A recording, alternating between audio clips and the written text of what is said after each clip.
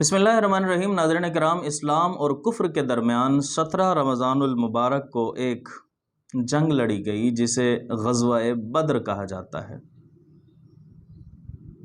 یہ غزوہ بدر وہ ہے کہ جو اسلام اور کفر کے درمیان فیصلہ کن جنگ تھی، حق اور باطل کے درمیان فرق کرنے والی جنگ تھی۔ صحابی رسول اور تابعین فرماتے ہیں کہ ہمیں پہلے غزوات کے بارے میں اس طرح سکھایا جاتا تھا جس طرح قرآن کی تعلیم دی جاتی ہے۔ حضرت امام زین العابدین فرماتے ہیں کہ ہمیں غزوات رسول کے متعلق بھی قرآن پاک کی صورتوں کی طرح معلومات دی جاتی تھی۔ آج ہماری نوجوان نسل کو ان کے بارے میں معلومات نہیں ہوتی، چونکہ ہم نے تعلیم دینا چھوڑ دی، ہم نے سیکھنا چھوڑ دیا۔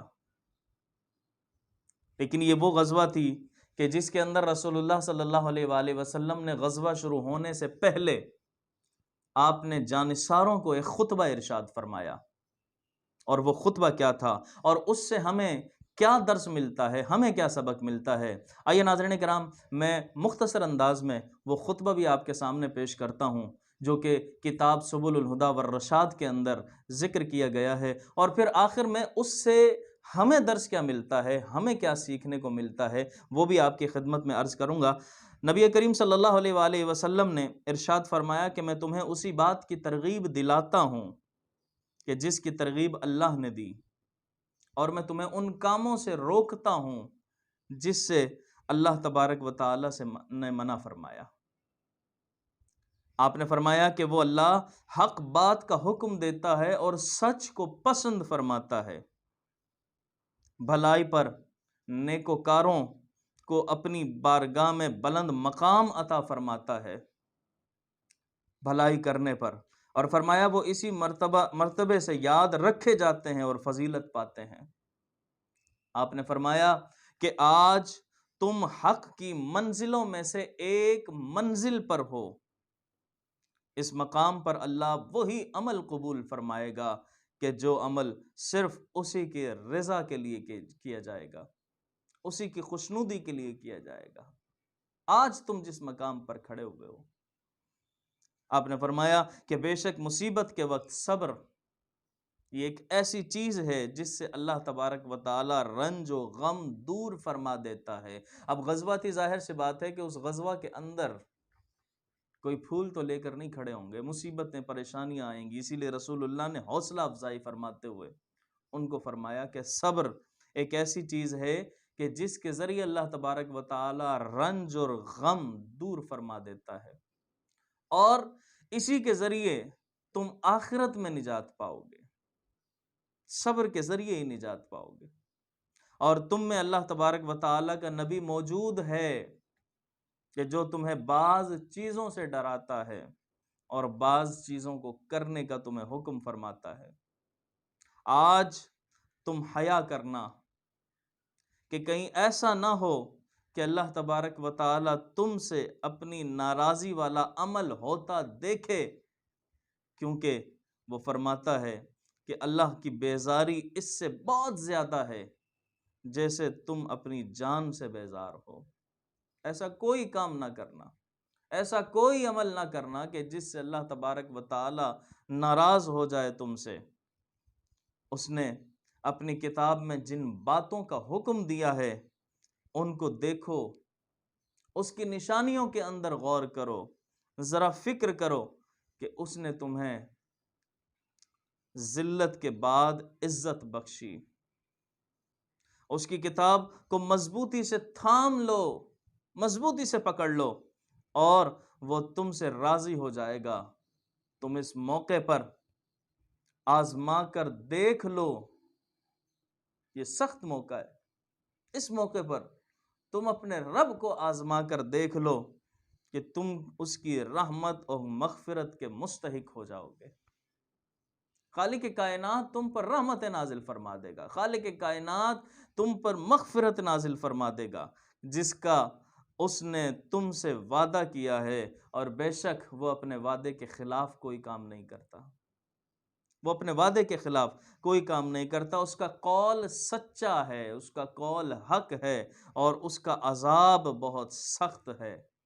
میں اور تم اللہ سے مدد طلب کرتے ہیں۔ جو حی ہے، جو قیوم ہے، وہی ہماری پشت پناہی کرنے والا ہے۔ بس وہی ذات ہے جو پشت پناہی کرنے والا ہے، اور اسی کے کرم کو ہم نے تھام رکھا ہے، اسی پر ہم بھروسہ کرتے ہیں، اور اسی کی طرف ہمیں لوٹنا ہے۔ ہم واپس لوٹ کر جائیں گے اسی خالق کی طرف۔ اللہ تعالی ہماری اور سارے مسلمانوں کی مغفرت فرمائے۔ ناظرین کرام، یہ وہ خطبہ تھا جو رسول اللہ صلی اللہ تعالی علیہ وسلم نے میدان بدر کے اندر مسلمانوں کو ارشاد فرمایا۔ آپ ذرا غور کریں کہ ماحول کیسا ہے، جنگ ہونے والی ہے، دشمن خون کا پیاسا ہے، سامنے موجود ہے، مگر نبی کریم صلی اللہ تعالی علیہ وسلم کی تعلیم تو ذرا ملاحظہ فرمائیے، تعلیم تو ذرا ملاحظہ فرمائیے کہ حضور علیہ الصلاۃ والسلام اس موقع پر بھی اپنے پروانوں کو، اللہ کے بندوں کو، اپنے امتیوں کو بندگی کے حقوق کی ادائیگی اور اللہ کی رضا حاصل کرنے کے لیے دعوت دے رہے ہیں۔ اس سے ہمیں کیا درس ملتا ہے؟ سب سے پہلی بات تو یہ کہ اس خطبے کے اندر ہمیں یہ درس ملتا ہے کہ ہم ہر حال میں اللہ تبارک و تعالی کی اطاعت کرتے رہیں، کوئی بھی حال ہو، امن کا ہو، جنگ کا ہو، ہر حال میں اللہ کی اطاعت کا درس دیں۔ دوسرے نمبر پر نیکی کی رغبت دلاتے رہنا چاہیے، لوگوں کو نیکی کا بتاتے رہنا چاہیے، دوسرے نمبر پر۔ تیسرے نمبر پر یہ کہ ہر نیکی صرف اللہ کی رضا کے لیے ہو، دکھاوے کے لیے نہ ہو، ریاکاری اس کے اندر شامل نہ ہو۔ جو بھی ہم نیکی کریں وہ تمام کی تمام نیکیاں صرف اللہ کی رضا کے لیے ہو، دکھاوے کے لیے نہ ہو۔ اور اس کے بعد ہمیں یہ بھی درس ملتا ہے کہ حالات جب سخت ہو جائیں، جان لیوا حالات بھی اگر ہوں، تو ان کے اندر بھی صبر کا دامن ہاتھ سے نہیں چھوڑنا چاہیے۔ جی، صبر کے دامن کو پکڑ لیں، تھام لیں اس دامن کو۔ مصیبت کے وقت کوئی ایسا کام نہ کرنا کہ جس سے ہمارا رب ناراض ہو جائے، جس سے ہمارا اللہ ناراض ہو جائے۔ اللہ کے وعدوں کو یاد کرتے رہنا، یہ بھی اس خطبے کی اہم چیز ہے۔ اور یہ بھی یاد رکھیں اور دیکھتے رہیں کہ ہر مصیبت اور ہر پریشانی کے وقت اللہ کی طرف رجوع کرنا چاہیے، اللہ کی طرف رجوع کرنا چاہیے اور اس سے دعا مانگنا چاہیے۔ جو بندہ اللہ تبارک و تعالی سے مانگتا ہے وہ کسی سے نہیں مانگتا۔ اللہ کی طرف لوٹ آئیں، اللہ سے مانگے۔ پریشانی اور تکلیفوں کے وقت جو بھی ہم نے اس خطبے سے سیکھا، اللہ سے دعا ہے خالق کائنات ہمیں اس پر عمل کی توفیق عطا فرمائے۔